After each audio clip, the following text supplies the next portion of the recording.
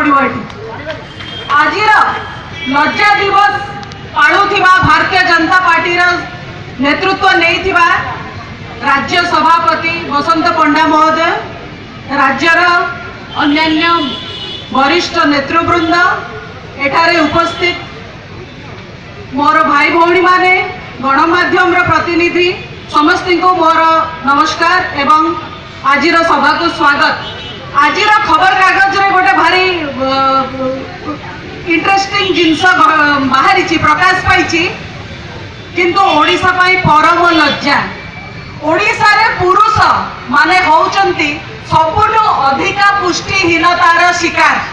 अपा कहिकी गले महिला मानक समस्या जो राज्य पुरुष मानक मध्य अणदेखा करा होची सेठी महिला मानकर कोन स्थिति थिबो आपण माने भलो भाबरे बुझी पारुथिबे। नगड़ा रे गत 3 मास भितरे 30 शिशु मले अनाहाररू जोटी केंद्र सरकार कोटी कोटी टंका खर्च करचंती शिशु मानक पाखरे महिला मानक पाखरे युवक मानक पाखरे एवं युवती मानक पाखरे आहार पहुंचेबा पाई राष्ट्रीय खाद्य सुरक्षा आईन बड़े सेठी राज्य रे केवल आदिवासी पिला नुहंती पुरुष माने होचंती एई भारत वर्ष रे अनाहारर शिकार होबारे 1 नंबर एवं महिला माने मध्य 1 नंबर आजिर प्रमुख राष्ट्रीय खबर कागज रे एहा जारी हेछि। द्वितीय विषय रहिला दान माझीर कथा जोठी आपण माने समस्त देखिले केवल आपण माने देखिलेनी समग्र भारत वर्ष देखिला एवं समग्र विश्व देखिला केमिति गोटे आदिवासी जो पुरुष ता स्त्री शव को 10 किलोमीटर निज कांधरे बोही की नेला कहीं ना ता पाखरे राज्यर प्रशासन सुविधा पहुंची पारला नहीं।